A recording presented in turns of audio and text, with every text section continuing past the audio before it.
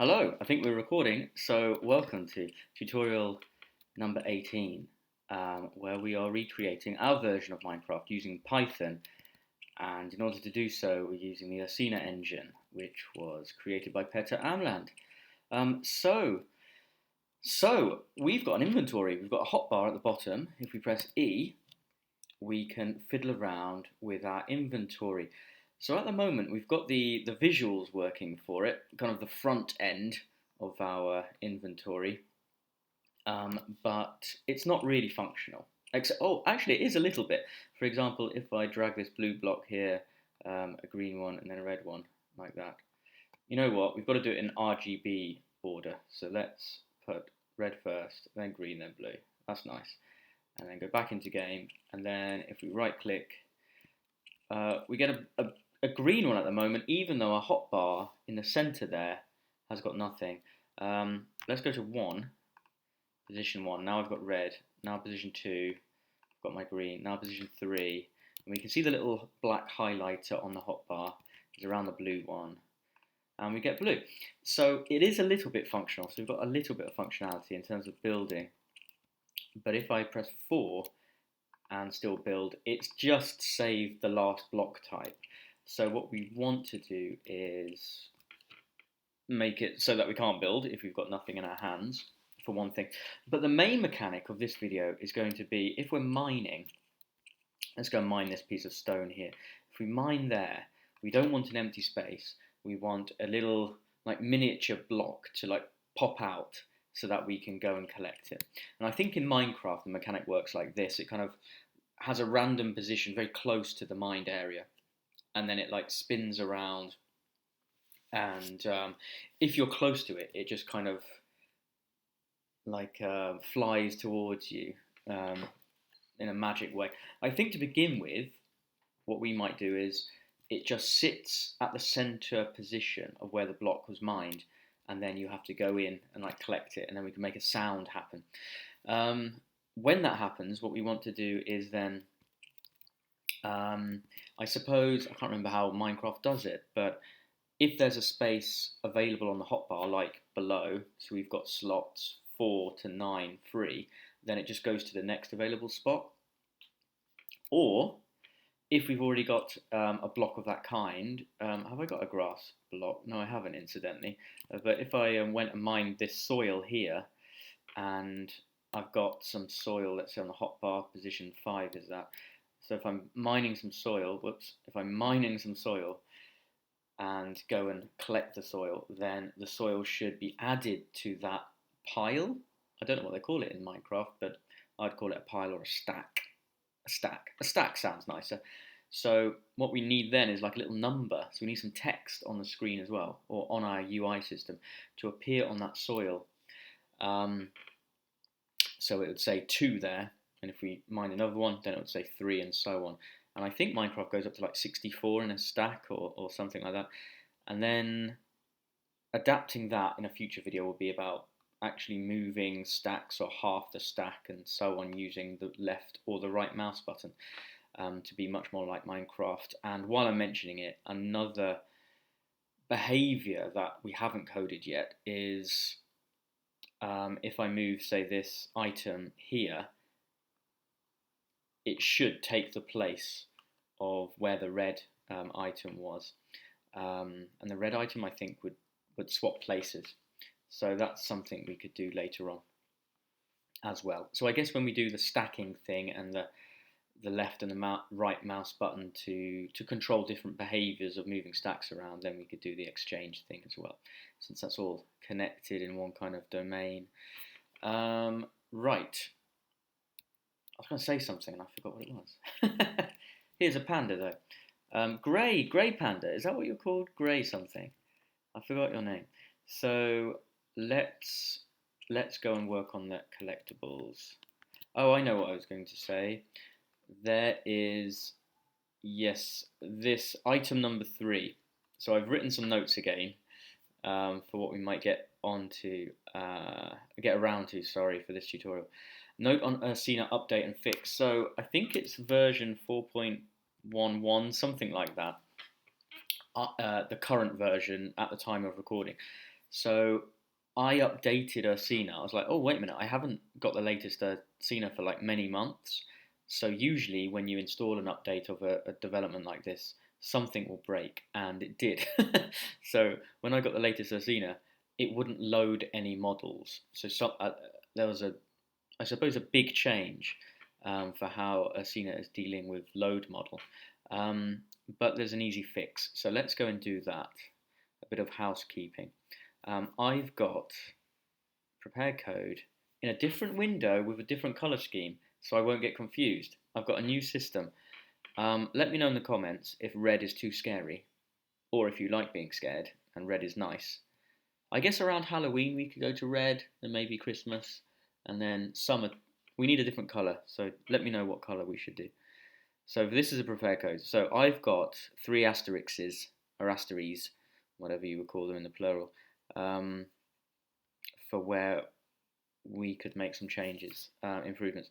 But first, yeah, it's loading block type. So that will happen in mesh terrain. So this is our main module. No, it's not our main. It's our most important module for looking after generating the terrain. So here we go. In the mesh terrain class, one of the first things we do is load the block model from our block object file. And to fix the problem, all we have to do with the latest Ursina update is add another argument to our load model function here, and that's use deep copy, and we need to set that to true.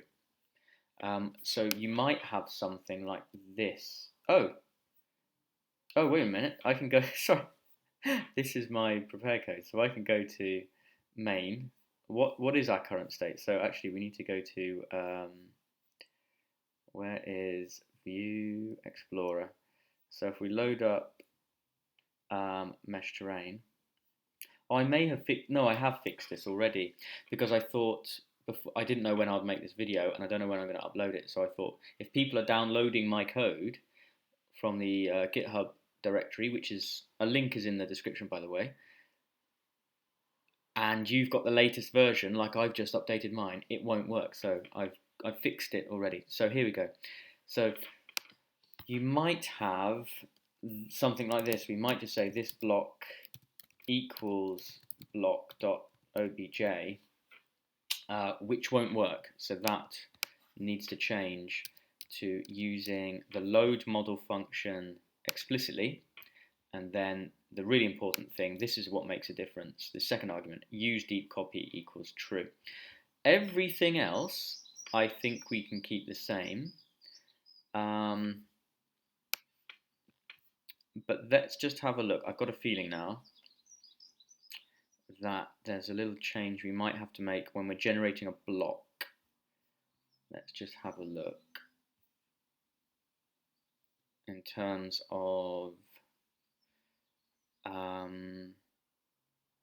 accessing the vertices.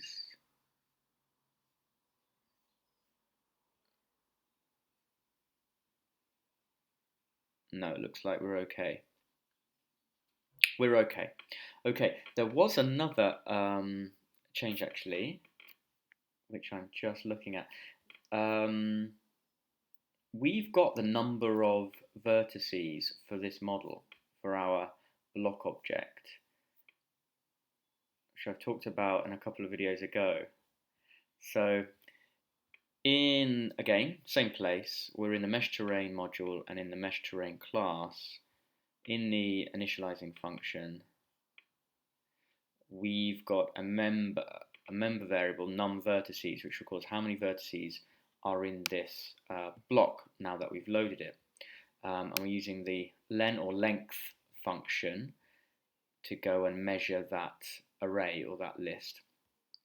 And that will return 36 because there's 36 corners, 36 vertices in our model, which means we can use, or we should use, this variable instead of the magic number, which someone might not understand. And I say someone, ourselves might not understand in the future. So I've gone back to generate block. So here we go. So when we're recording the subset index for mining and things on the dictionary, the VOB dictionary, or the VD dictionary, now we can say this dot number of vertices, which is going to be 36, and because of the way we're counting in this list, we need to minus another one on to bring things back to 0 instead of starting to count at 1. But there we go. And you know what? That's bizarre. I'm actually counting this model number of vertices. Oh no, that's not the an individual block. That's the length of all the vertices that are currently on this subset. Okay. Getting very technical. Technical stuff over.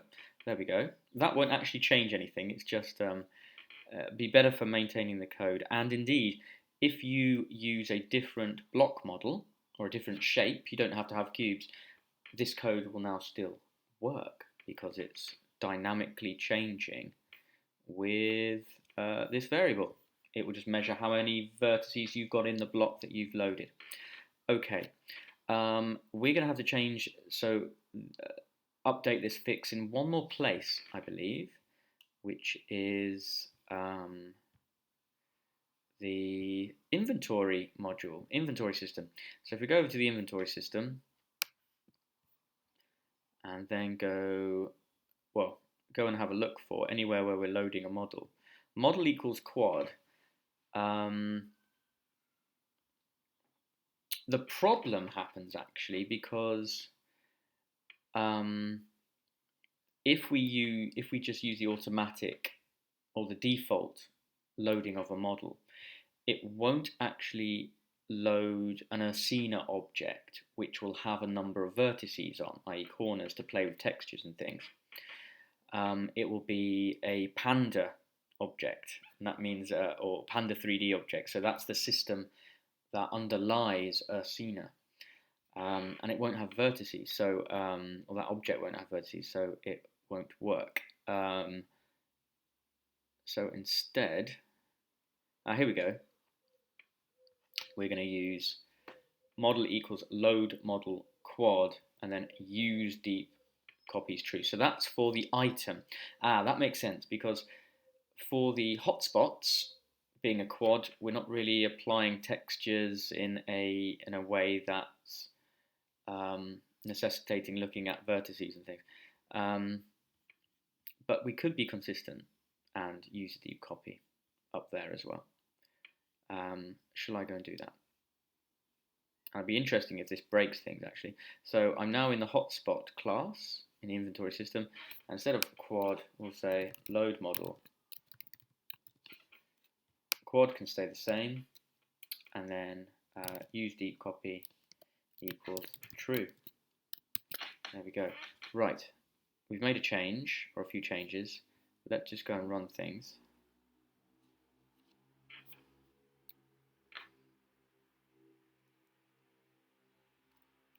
I'll just press G to turn off terrain generation. Okay, we haven't broken anything, and textures look okay. I can mine, blister mine, and I can build. If I press 3, I can build from the inventory. If I press E, everything looks fine on the inventory. Okay, I just remembered another job that we can go and do then is when we first, actually I'll show you again, when we first load up, what we just do is randomly give ourselves a few items, so we haven't collected anything, just for development and testing. So I've got 1, 2, 3, 4, 5, 6, 7 random items there.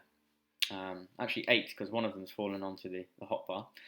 But what we need to do is hide those away. And that behavior is controlled. Let me go to my prepare code.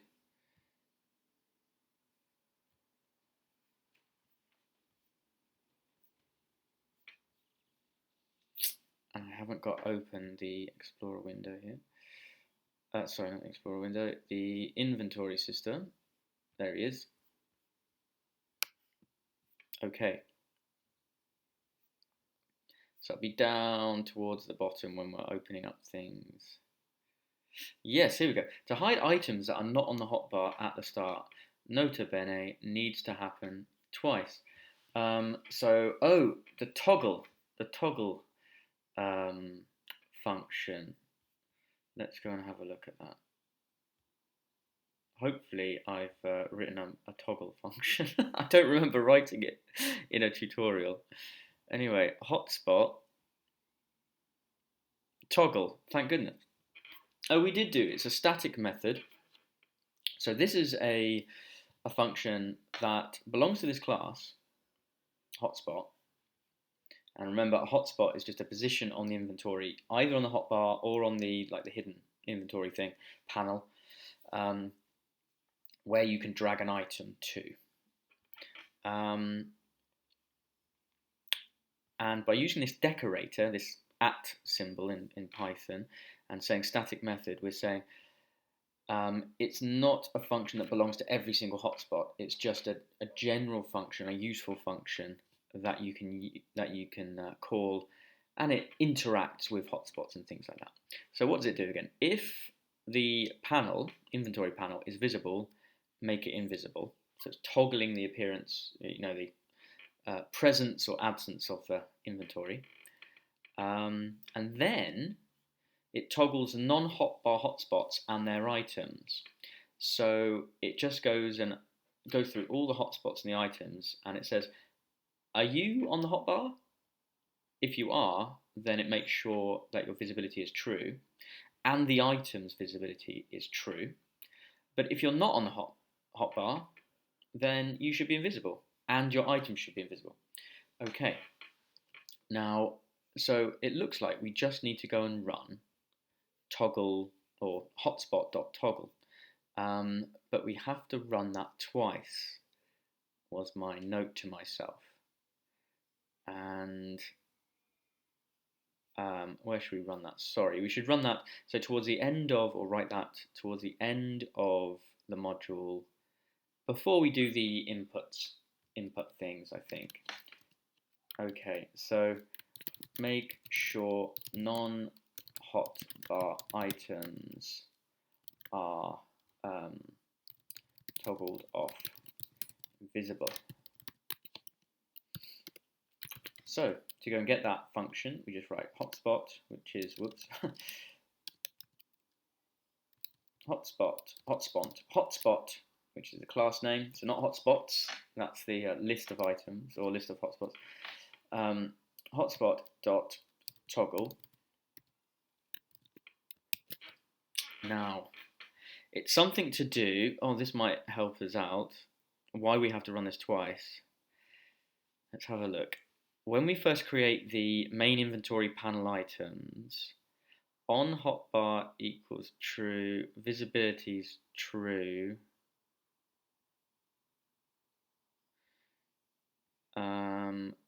They get a random position, and then we fix the position, and items are added. I think for bug testing, we want them to be visible. Wait a minute, if they're not, how are they going to know that they're not on the hotbar? How are they going to know? Oh, this is an item. That's why. Okay, hotspots for the main inventory. Yeah, so there we go. So we're saying you're not on the hotbar, therefore you should not be visible.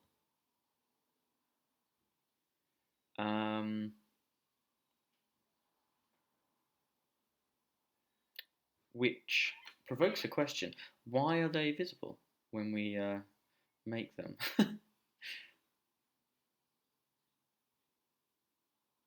Oh, sorry, they're not visible, are they? They're not visible. Okay, because the inventory isn't visible to begin with. Oh, that's fine. So we were in the right place. Oh, so we're just generating. Okay, so really these shouldn't be on the hotbar.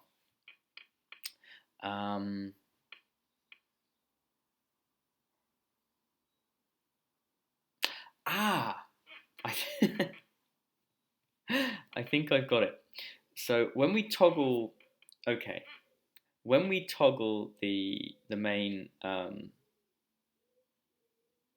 when we toggle the inventory panel here, if we just do it once, we're switching it on because it's not on to begin with. So that makes everything visible, and these items are, because they're fixed to a hot spot, they'll be given like a new part of their identity, which is I'm not on the hotbar anymore. So this will be changed. Then if we run toggle again, if it so happens that they've landed somewhere on the inventory, the main inventory, and we've toggled things off, because they now belong to the main inventory panel, they will go invisible. Okay. So we do this twice. Okay. Call this twice so that main inventory panel is invisible at the start, and so that non-hot. Oh yeah, well I've already said the second bit. Make sure non-hotbar items are toggled off invisible. Call this twice so that main inventory panel is invisible at the start, but that items kind of inherit their non-hotbar status. Something like that. Okay, right, so if we run now, I've saved that.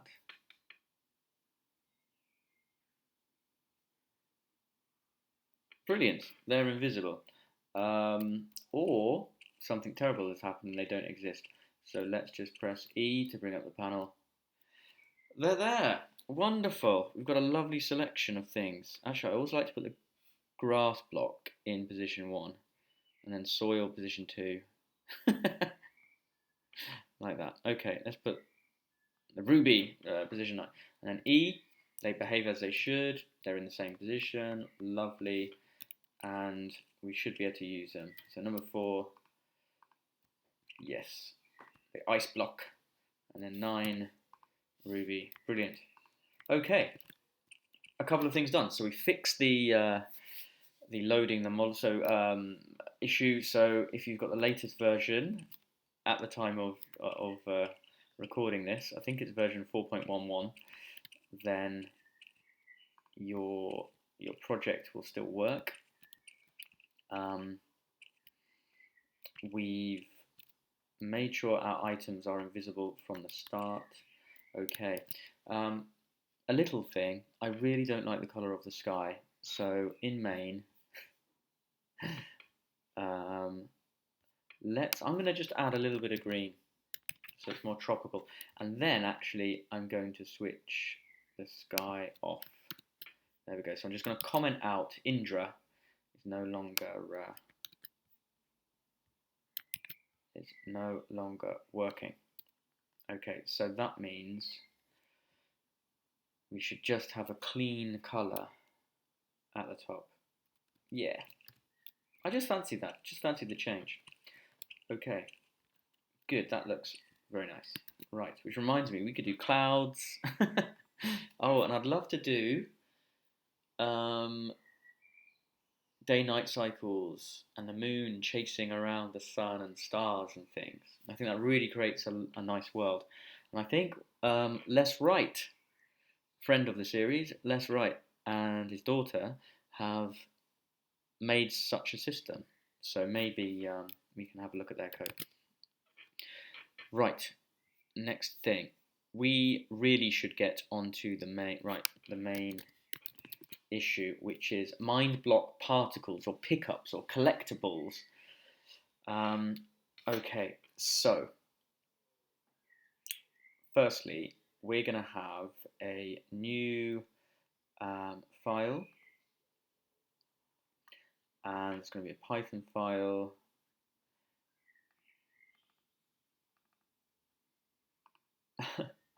And I thought I could double click to rename it.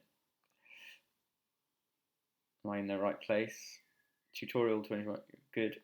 And we'll call this collectible system. Collectible system.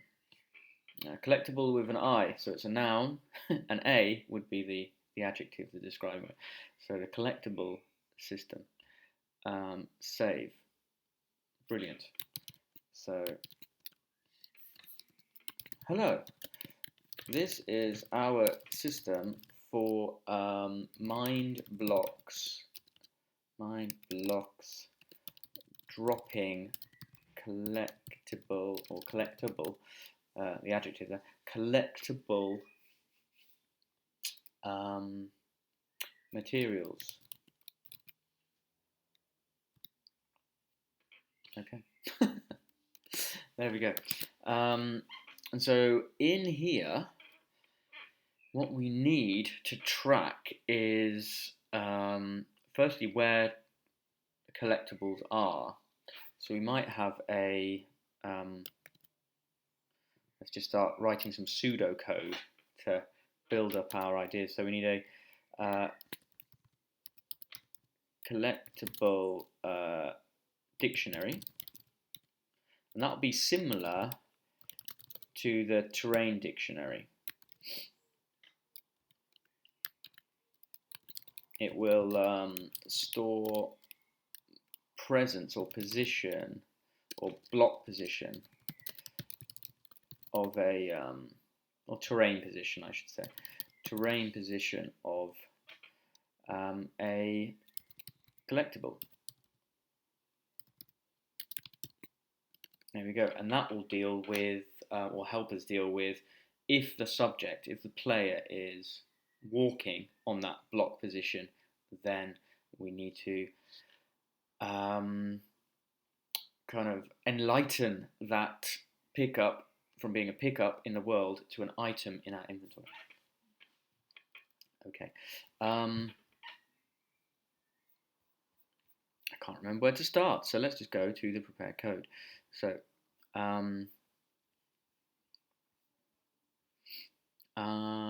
right, in the mining system, so not in the mesh terrain, but the mining system seems to be the most logical place to say, I've just mined a block, we need to run the code that places a collectible in the world. So, in the mining system, there is a function called mine, and it goes and gets things like the vertices to deal with changing the model of the subset that we're looking at. The BTE is the build tool entity, I think the original name, so just the highlighted block, that yellow thing. So it gives us the location of where we're looking at, so that's key information of where we want to place our collectible. Then we go and do the mining, as it were. We change the position of those vertices, and here we are. So here's my prepared code. So, right, we basically want to go and get what block type we've just mined. And in the last few videos, good job we've done this, we can now get the block type from the terrain dictionary. It stores not just that there's some terrain there. So we used to have just a string or a character, T, to say there's a piece of terrain there.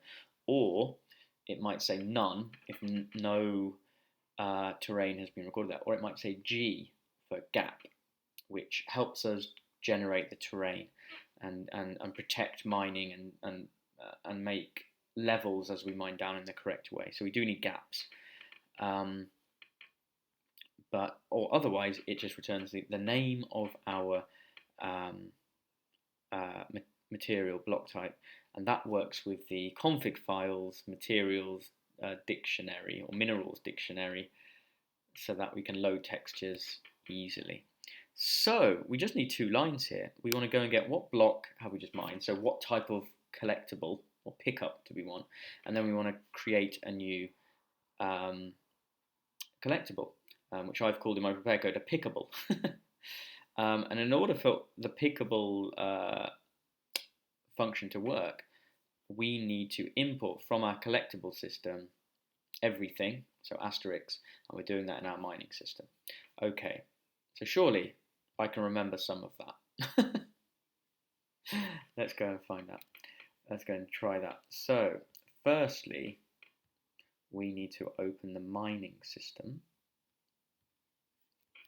There we go. And then we want to go down to mine. And so, there we go. If we're down here, we must be mining. So let's just write that little note. We are, if we are here, we are successfully mining. Good. So then we just want to make a little note to ourselves. Drop collectible. I feel like grinning there. Drop a collectible. So first, what block type have we got? So we'll call that block type equals, and so we can use the terrain dictionary. It's been passed into this function, I think from the mesh terrain function. So mesh terrain is a function which calls the mining function. So we've got the terrain dictionary. Great. So we can say terrain dictionary dot get, and then in here we need to place the key. We haven't worked with the dictionary for a while, so by placing in a key there, it will give us the entry that is bound to that key. And our key was actually a tuple, so a little bit confusingly, we're now putting some more brackets inside. So a tuple works that way. And then this tuple is made of 3 positions, an X, a Y, and a Z. And that's going to be a position on the terrain, i.e. the thing that we've just mined. And we're getting that from the BTE. And the BTE is this guy, the highlighted block. And actually, look, this tuple is exactly the tuple we need. So copy and paste time. Wonderful. And we're doing that a lot of times, aren't we? This flooring thing. So really, we should like kind of do this once, and then drop it all in. But we'll refactor that later.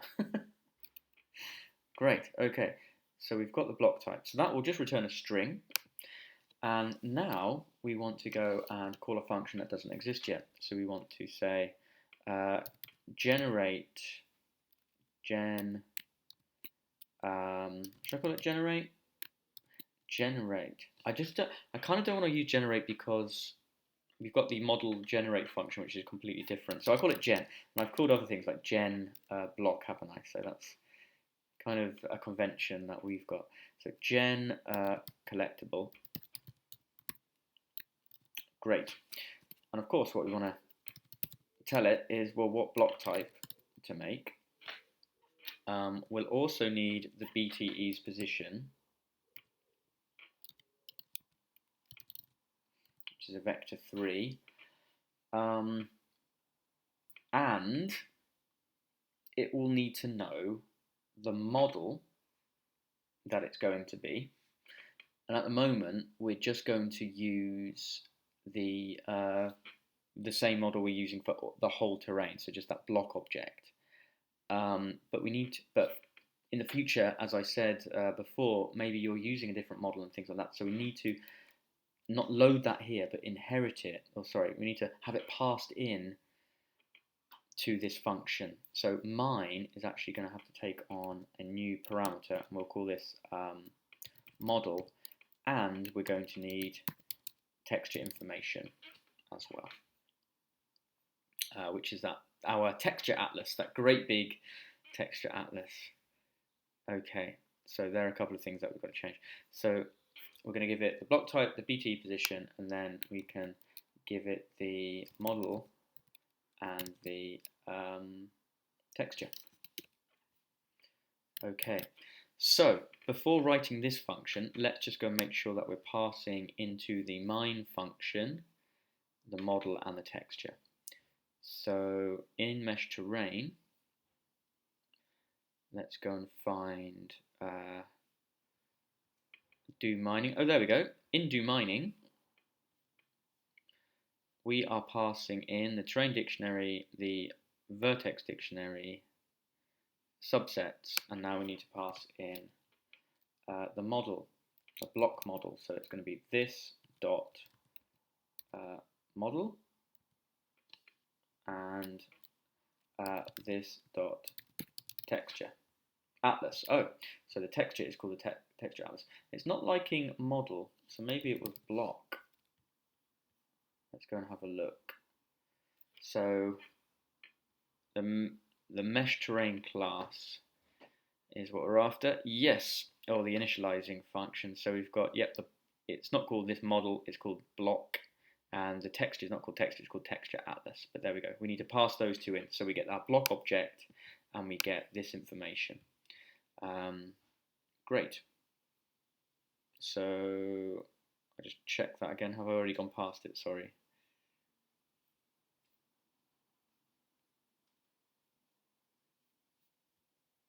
There we are. Do mining. We're passing in this block and this texture atlas. Let's bring that onto a different line. And we'll make a little note for ourselves. Pass in block and texture atlas for dropping collectible. C mining system mine. There we go. So if we want to like follow the logic of what's going on there, we now know go to the mining system and go to the mine function. So mining system, we found the mine function and we can look in there and we say, okay, model and texture being passed through, and we can see them being used there, model and texture, drop collectible. Okay, so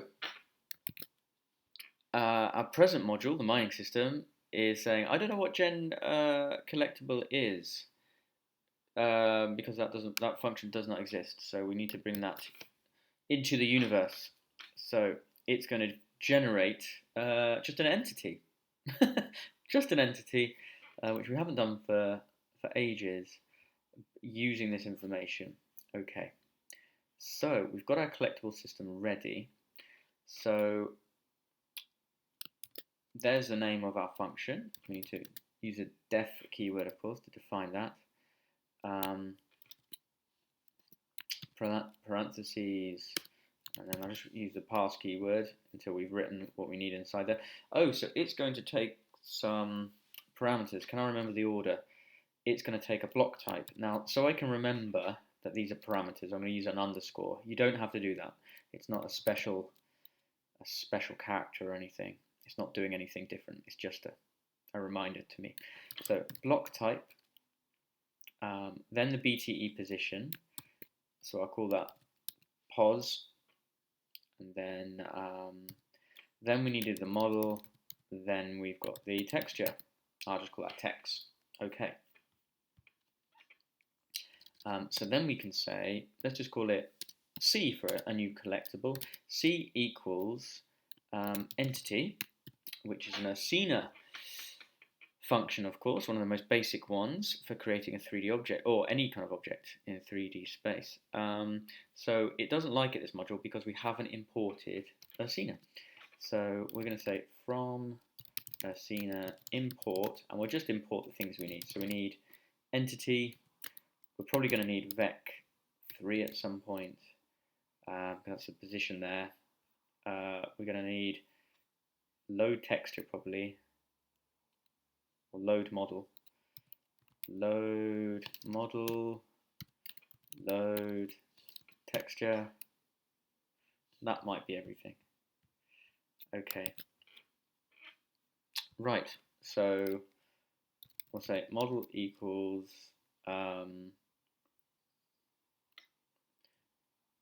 load model. I think does this call load model? I don't know. And that's going to be model. Oh, wait a minute. Is this already loaded? Yeah, it's already loaded, isn't it? So I can just say underscore model, I think. And then texture equals texture. No, text. Great. Then we'll say c dot position equals pos. And right, because our texture is a texture atlas, we need to wrap texture from texture atlas. So that's to do with scale first of all. So let's see if I can remember this. C texture underscore scale. We're going to multiply that equals, and it was 64, wasn't it? So the whole width of an individual block skin or texture is 64. We want to divide that by the entire width of our loaded texture. Now, loaded texture is our current texture actually. So c dot texture dot width. Good. Okay. So now our model needs to be given its UV information. So UV information for texture wrap. So we want to say c dot model dot UVs equal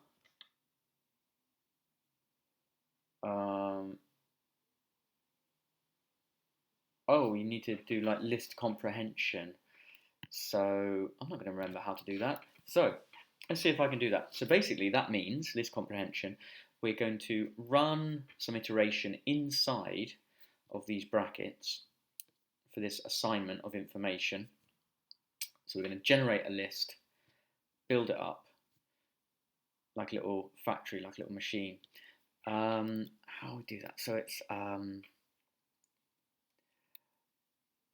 I can't. It's gonna be like 4. No. That was almost impressive. I could remember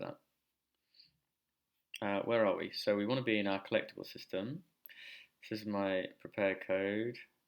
Ooh, controversial. I am loading the model in here and using a deep copy.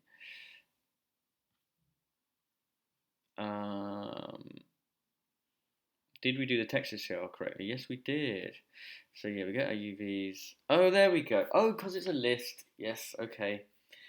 Square bracket and vector 2. Yes. Okay, right. Let's copy that.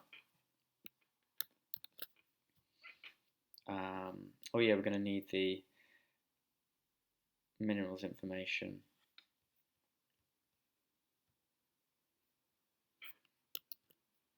There we go. So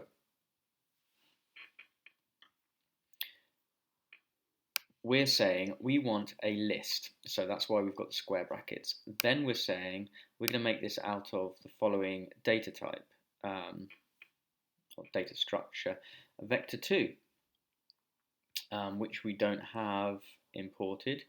So actually, because we haven't used vector 3 yet, so let's just change that to a vector 2. So now our module's happy with that. And we're going to designate the UV coordinates for our texture. And here's the list comprehension thing. So we're building it up automatically. Like little, you can see it looks like a little for loop. So for every U in our list of UVs that we've got in our model. So I need to change this to C because that's the entity. Its model is model and .UVs. There we go.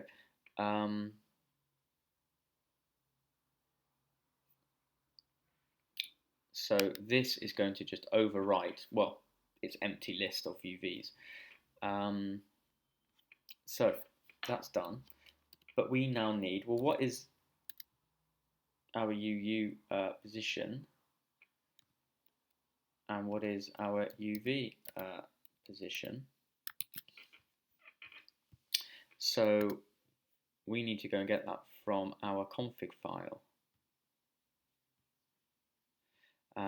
Minerals, okay.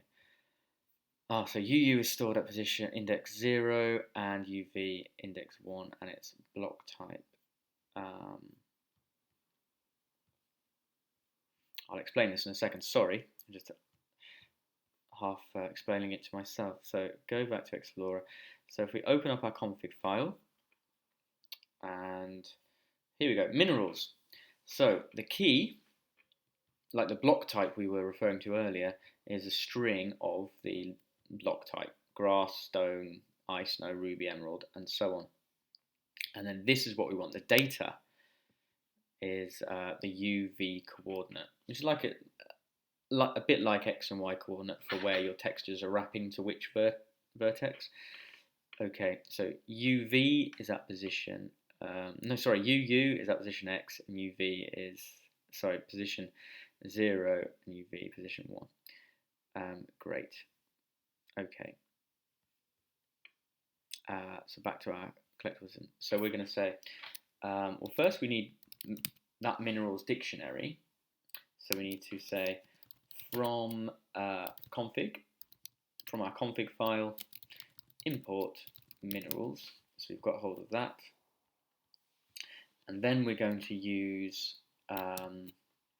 square brackets to say we're putting in a key. Oh, we could do minerals.get and then put it in parentheses. Again, maybe someone knows what the better way of doing that is, which is more Pythonic. I used get before, didn't I, earlier on in the video, so I'll be consistent here. And then we want to say block type. There we go. So block type, just to remind you, you're like, well, how do we know what block type? Remember, that was passed in when we called generate collectible. So in mining, in the mining system, if we're mining, we get the block type from the BTE, where it's just mined, so what we're looking at, what's highlighted, and that is retrieved from the terrain dictionary. And then we're passing that string, or assigning that string to this variable block type, and then we're passing that into generate a collectible. So if we go back into our collectible system, here we are in the function generate a collectible. That first parameter, that first argument is block type. So there it is. So we go and get that, but we want the first index for UU, and then for UV we want the second index, or index 1. And now I'm going to delete these spaces because that's what I do now. I don't like spaces for equals. So I better go and do it for that one as well. And save. Okay, so this is probably the most technically difficult part that we're looking at.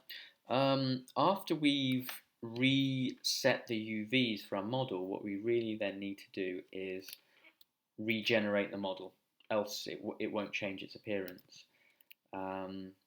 So c.model.generate. Done. So that's not one of our own functions, that's a built-in Ursina function to do that.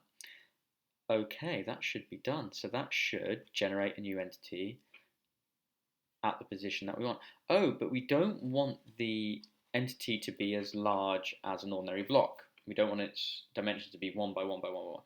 We want its scale to be different. So let's say c.scale equals, and I think 0.33 looks okay. I can't remember what I put in my prepared code. I saw it earlier on and then forgot. So a third of the size of an ordinary block. Let's go and see if should this work now? in our mining system, have we gen collectible can't be seen? Have we imported our system? No, we haven't. So at the top, we'll say from collectible system import. Oh, we'll just import everything. So I'm not doing this, for some reason, I'm not doing this as a nice class. I've not written a class of object called a collectible. I'm just dropping an entity, which is probably a bad thing. But it makes sense in terms of a tutorial. This is quite simple. We're making an entity. Okay, right. Let's find our main file and see if this still runs.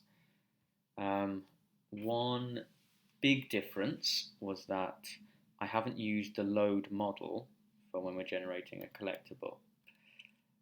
Good news is it still runs okay so far. Bad news is I've lost the panda. Here he comes. He's just skywalking. It's just a Jedi panda. There he is. Oh yeah. Remember on the list, I think I'm starting to get annoyed with the really bad collision detection, or the fact that our mob movement system only thinks that the mob is like a very thin cylinder standing on a piece of terrain, when I've got to kind of say no, it's a lot larger. So maybe that in an upcoming video. Right, I'm avoiding just doing mining because I don't want it to crash, so let's mine. Okay. Oh, look at that. Look at that. Something's happened. We've got a mini block. Oh, it's so cute. I want to make more. Okay, something terrible is now happening. As I mine, our layers and generating walls is not happening. This same bug happened when I was preparing it, actually. Which, good news is I must have found a solution. So what's happening? What's happening is it was to do with load model. If we use the model that belongs to mesh terrain, that's actually a model that is given to a subset. So we're trying to wrap this texture around the subset and messing with its UVs, which is why when we make a new mine, when we mine another block, it kind of sucks the texture from somewhere else, and so this texture is getting sucked around the mesh and leaving invisible gaps, which the terrain dictionary is handling fine. You know, still mine here, so it still exists, but it's not the correct texture. So a good start, a very good start. Collectible system. I'm quite happy with the size of them, but the position was too low. But let's worry about the main thing. So we don't want to just say model equals the model. We want to load the same model, but a different instance of it, so that we're not tugging the texture of our subset around. So what are we saying? We're saying load underscore model, and then make sure we pass in the second argument, use deep copy equals true. Lovely. Now just bring this other argument down onto another line so we can see everything. Great. Can we use the same texture atlas? Probably not. So let's say load texture and introduce another bracket. There we go. So we're loading our separate texture, separate model. That should be fine. So let's... I'm always scared when I hear myself saying that. That should be fine. Okay. Yeah. It deletes everything. What on earth is going on there? Line 19 in where? In collectibles, in load model. Argument save must be of type string, not type string. Argument save. Okay, let's just go and have a look at the code.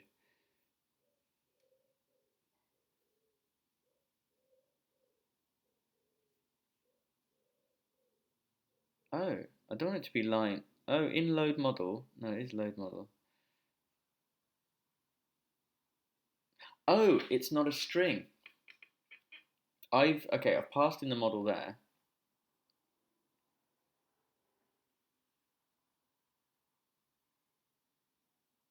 But I just want to load in the model's name. Okay.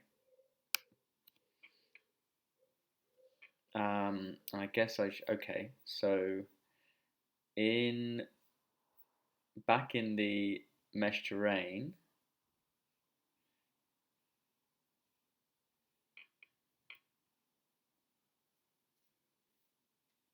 wait a minute, how do I, okay, let's have a look at my prepare code. How have I done this in my prepare code then? Have I just put in the, oh, okay, I've just said block object, okay. So I haven't passed in model, oh yeah, and I'm not using model anymore there.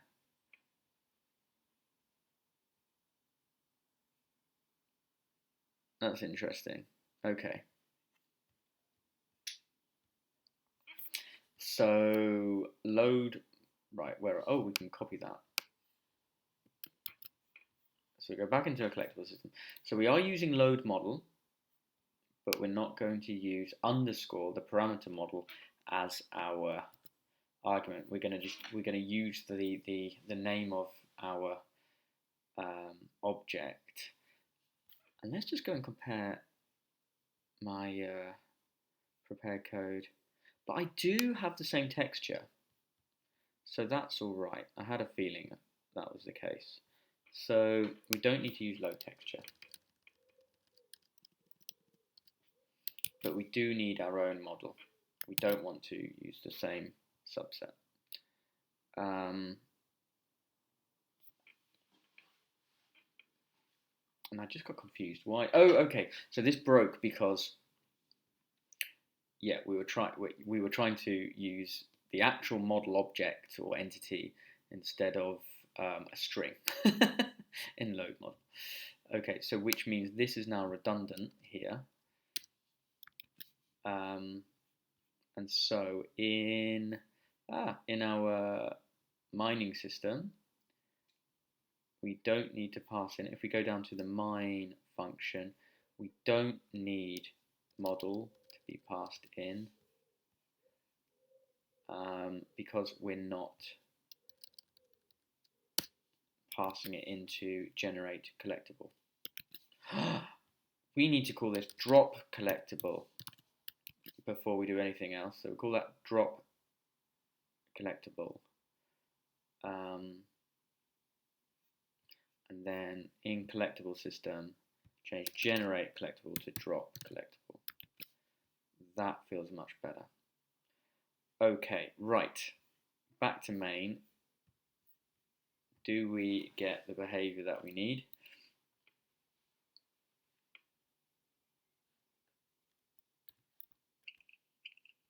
Oh yeah, I think in my prepared notes as well. Oh no, just casually talking and then it breaks.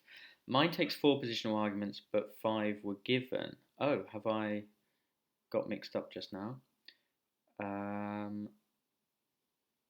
This block in do mining. Oh, whoops. Line 49, mesh terrain. Oh, I didn't go up the chain high enough. Mesh terrain. In do mining. Yeah, we then pass in this block, which we don't need. We should have this block name. That's what we should do. Because I've repeated this block.object a couple of times. Anyway, so that's taken away. So now let's go in here and see if I can remember my sentence. Oh yes, in my other notes for this video, I thought about bringing Vincent back. He was a giant chicken who, or I think I called him a goose. I know he's a chicken, but yeah. Oh, look at this. Not that I don't love you, Grey Panda, but I think we need more giant chickens around. Look at this. We've got collectibles. Look at that. Right. So next steps for the end of this video. We just hit an hour. Congratulations. So we don't want to go for too much longer. But what I would love them to be doing is spinning, kind of like bobbing. They kind of say, "Come and collect me, come and collect me. I'm spinning around. I'm lovely." And maybe that's it. Could we get that going? Well, it would be great to actually go and collect them as well, or at least create the dictionary. So in our collectible system, we need to have a list of collectibles. So I'll call them collectibles equals square brackets. So that's our list of collectibles. And after we've created that collectible, we can then say collectibles. This is in the drop collectible function, of course. Collectibles.append. So that means go and get that list and add to the end of the list our newly generated collectible.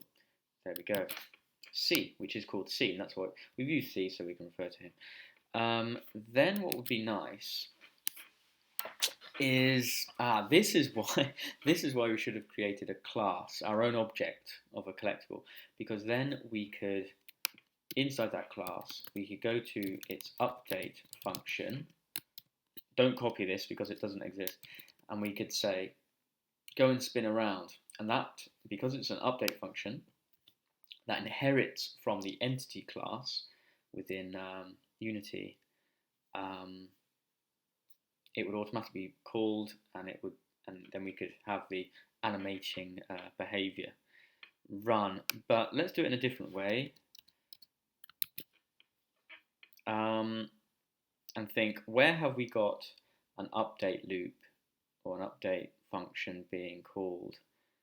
If we go back to the mining system, what have we got there? We've got the highlight function, which is called from mesh terrain.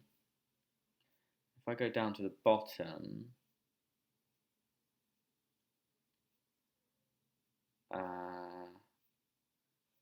I can't find anything. Generate rules, input. Oh, there's update. So there we go. So update will get called automatically because mesh terrain inherits from entity. Excuse me. So we could call up here, or we need to call from here, some kind of function that says go and get all the collectibles and bounce them around, make them spin. But we don't want to put that here because mesh terrain is really dedicated to the terrain generation. It does call the highlighter, so maybe we could do it in highlight, which belongs in the mining system. And that's closer to where we want to do things, because indeed it's from the mining system in mine that we drop a collectible. So at least we can make a function in highlight and say collectible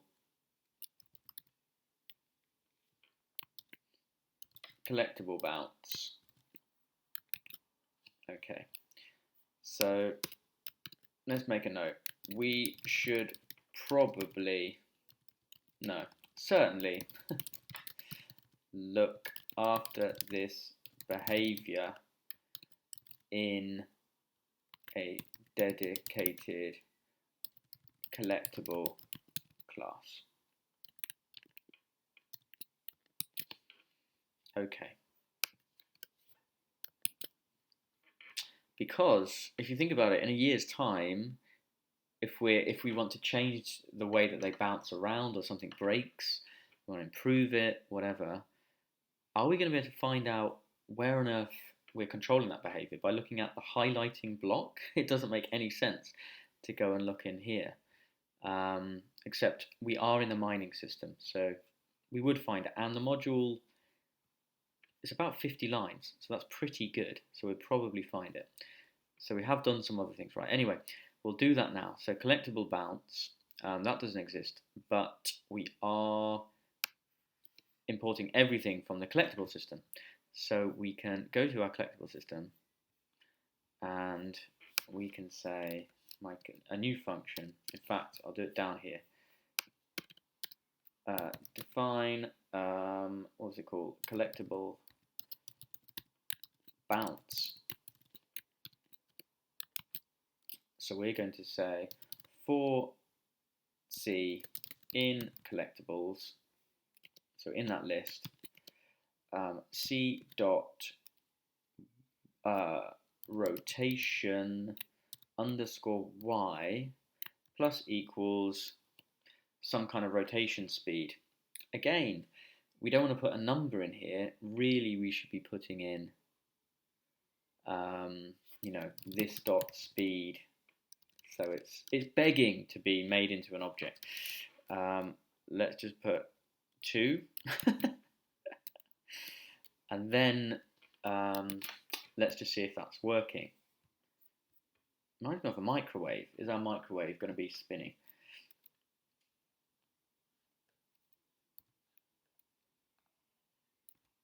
Wow, it's spinning. Look at that. Oh, we haven't lifted up the position. So the position wants to go halfway up the block, doesn't it? So our y wants to be raised by a half. Oh, it's so cute. Oh, and they are correctly inheriting the block type. So this guy is soil, and he should become a soil block, or soil collectible. That's fantastic. Okay, so now we want a little bounce and to lift them up. So firstly, let's go to the collectible system. When we first make this fellow, we want to say c.y plus equals, so wherever your y position is, up by 0.5. Now I'm confused because he is smaller.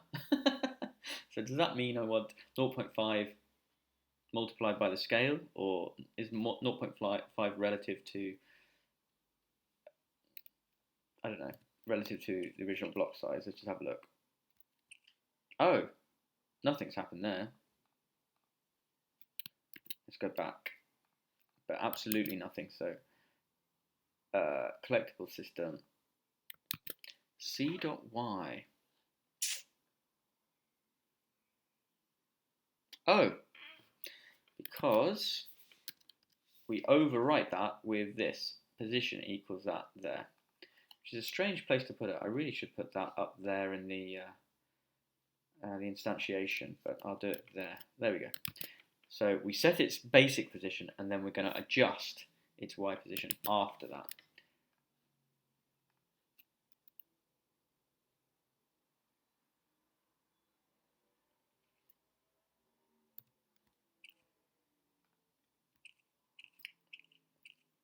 So that does look a little high to me. A little too high. Does it make sense to multiply that therefore by c dot scale?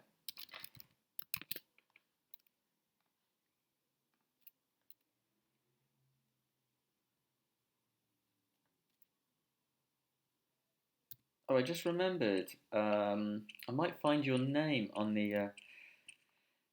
Oh, whoops! Now it's gone wrong. Oh, I'm mixing my data types. Oh, scale y. Because scale will hold the x, y, and z, i.e. it's going to be a tuple or a vector 3. And we're trying to multiply vector 3 with a floating point number, which isn't going to work. So we just want its, well, any of its scale, because it's a cube, so it doesn't matter. But because we're dealing with the y-axis, let's just refer to scale y. While I'm here, let's just go to. Oh, I'm not connected to the internet, so I won't be able to recall your name.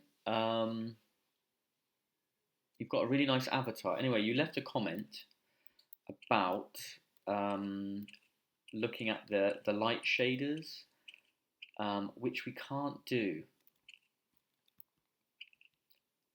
One, I'm working on a Mac, and Ursina isn't. The shaders aren't really working yet, I believe. Although I haven't tried it with the new update, but I think Peter Amland is understandably focusing on or prioritizing Windows and Linux, etc.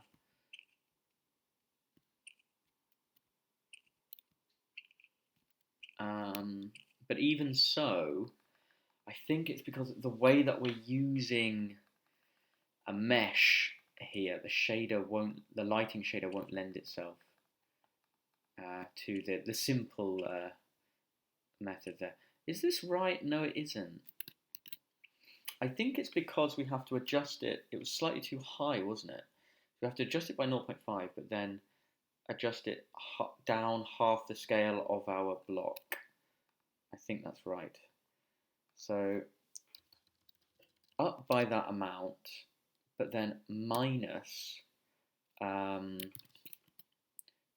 c dot scale y divided by 2, or multiplied by 0.5 again.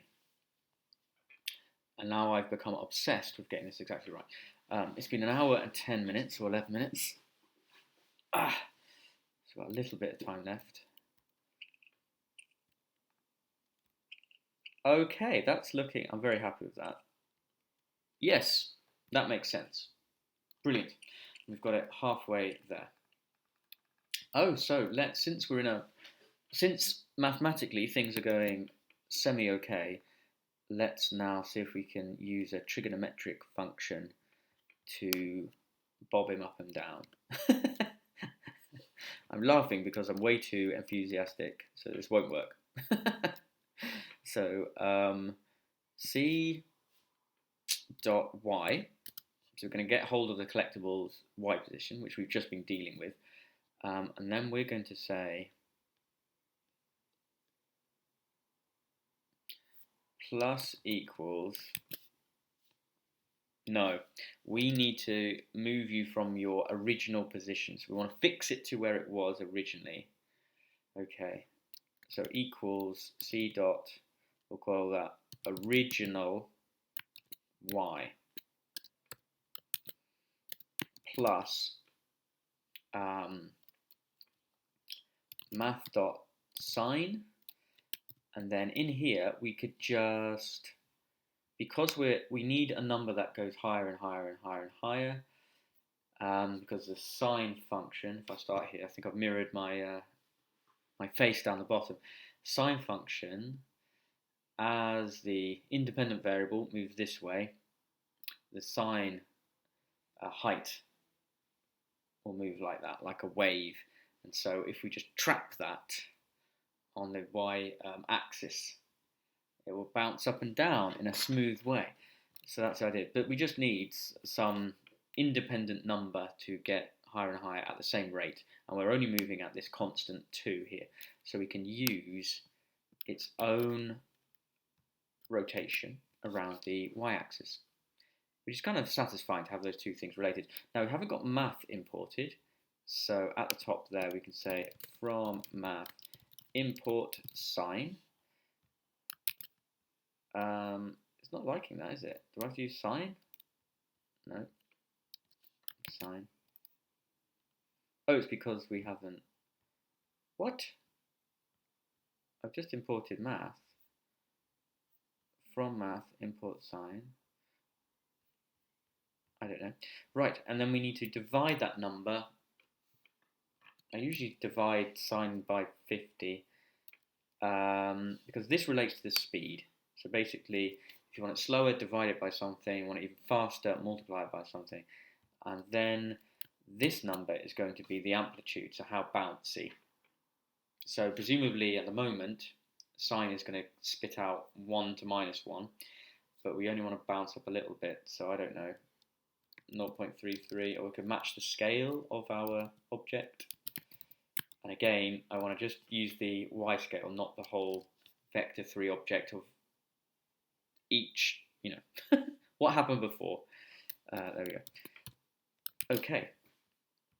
Now the only mystery is why math is not happy there. Oh, it might be because math is being loaded via Ursina, and also we don't need that load texture anymore, so let's just put math there. Oh, that's it. There we go.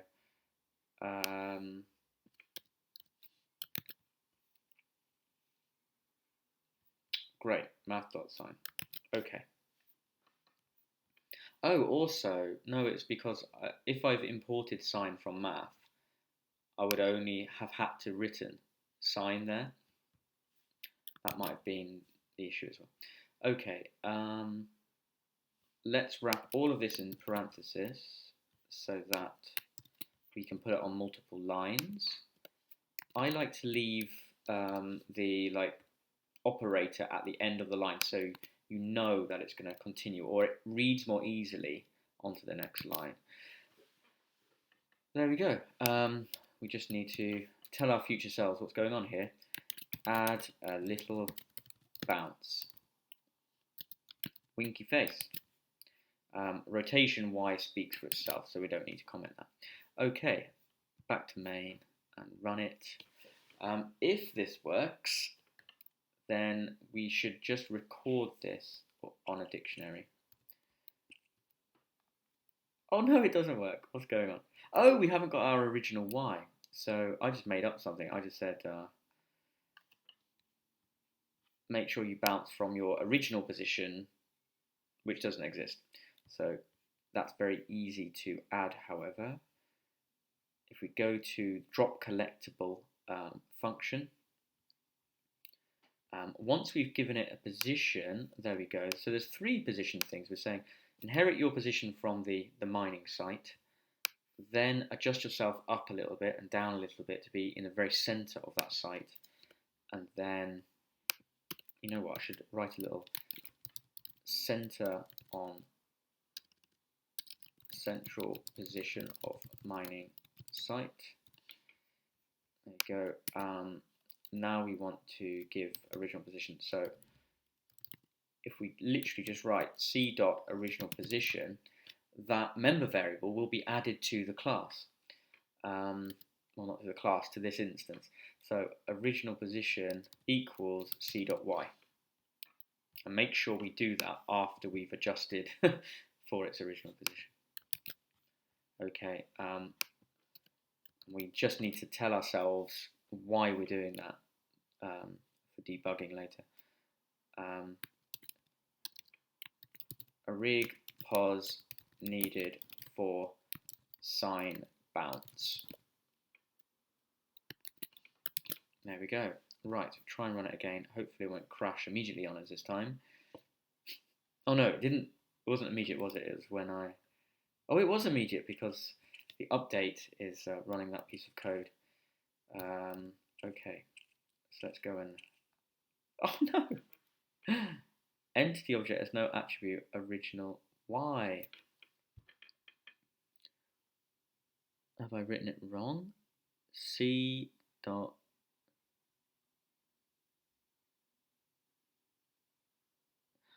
Oh, because they don't exist. Original Y.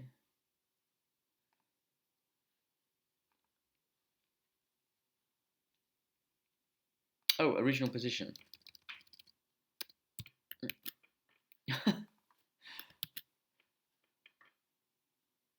Yeah, that's going to be fine. It will only... And I was thinking the problem was going to be... Oh, wait a minute. This code, because it's sorry, not that code. This code, because it's running automatically before we've even got a collectible, there's going to be a problem because original Y doesn't belong to the entity class as a member variable, but this is an iteration over the collectibles list. So it can't get here unless there is a collectible, in which case we have added that variable to the instance. Okay. Third time lucky.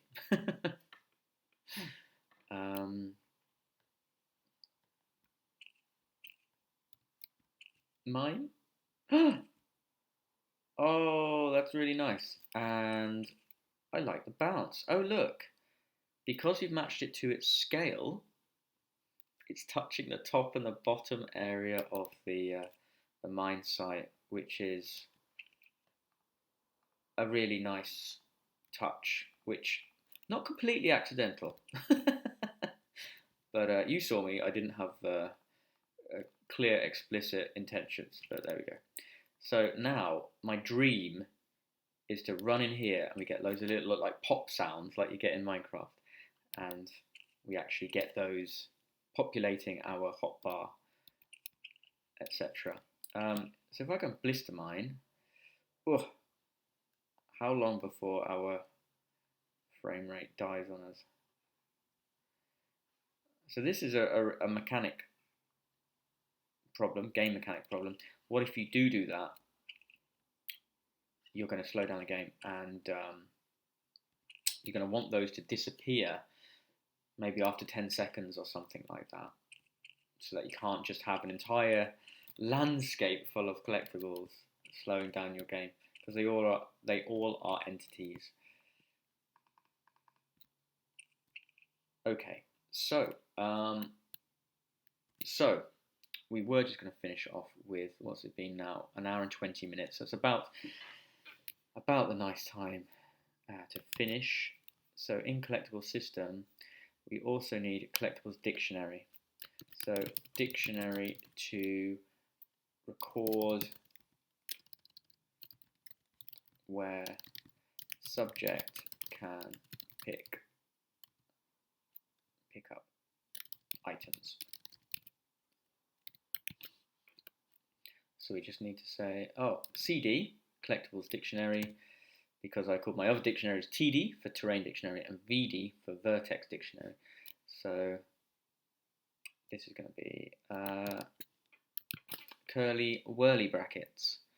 Then, oh, this should be quite easy. After we've given the position, that's going to be the BTE position. So I kind of should do that here. I'm just thinking I could do that in the mining system, i.e. when we call in the mine function, in the mining system module, when we say drop collectible, it's very clear that we could be referring to the BTE position, but actually let's just do it all inside the collectible system. CD, I've forgotten how to write a dictionary, key and thingy, key and data point. So let's go to the mining system, where we do it here. So you do use brackets, wonderful. So in fact,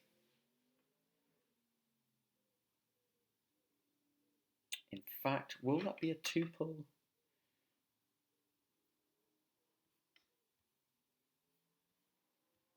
Or I guess if we just use this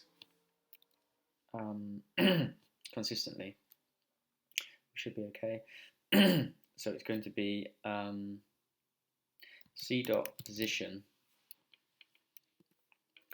and I just write equals, do I, to assign my data? Yep, equals spaces, like that's so me 2016. So CD position equals, God, you must be screaming the answer. It's definitely time to stop the video. I'm just blanking. Oh, there's a collectible here.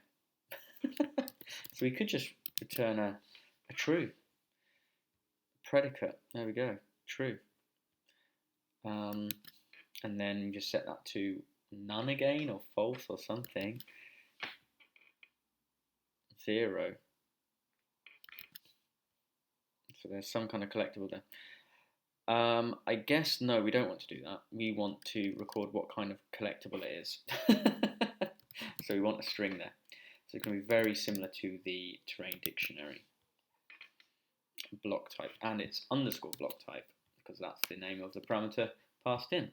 How useful has it been to have block types, that block dictionary, minerals dictionary thing? Okay, great. Okay, I think we're done. Let's just test that and say to the console, print cd get smooth brackets c dot position, and see if that prints out to the console what type of collectible we've got in that position. That'd be fantastic.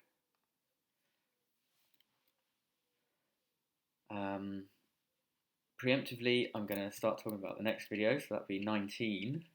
Oh, we should do something special for 20. So 19, certainly we need, oh, and I can see just in the bottom left corner, I think that's still on the recorded screen, you can see grass. And if I get this soil, it should say soil, soil, the stone, stone, wonderful. What if I build? Ah, I've got some red, some ruby. 2, some ruby.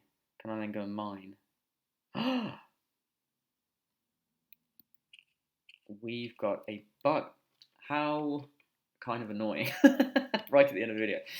It's because we haven't matched the color data to some of our blocks. Because some of them, for our convenience, we are coloring via the code, like ruby and the emerald. So, well, there we go. I was just talking about what to do in the next video. So that I just need to sort out, which I think we've kind of preempted in doing the inventory. So it should be a bit of copy and pasting. And then, yeah, a bit of sound. So when we run over these, oh, maybe we could give a grey a voice as well. So let me go and write these down because I'm not going to remember them, am I? So go back to main. Trees, rocks, we haven't done. I'll leave that there. We do need to do trees. Oh, for episode or tutorial video 20, we should definitely do trees. So let's just put vid 20. Mine block particles, pick up for we've done that. We've got them appearing and bouncing. So tut 19 notes or adventure plans. Adventure plans. Number 1, color bug for e.g. ruby collectible. 2, sounds for collecting or picking up item. And 3, well, really that should be 3. I'll rearrange these. 2 should be picking up behavior. Yes. Possibly text for stacking info on inventory. So if we can do that, we also need new inventory behavior. So IV plus is really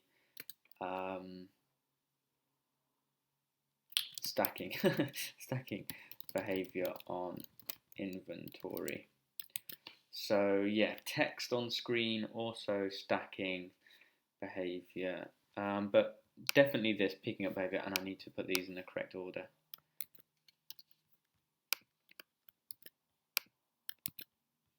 Okay, great. Thank you very much for watching.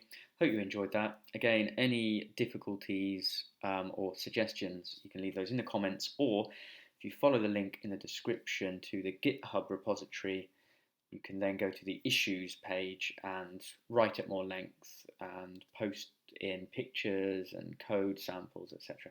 Right, thank you very much. See you next time. Goodbye.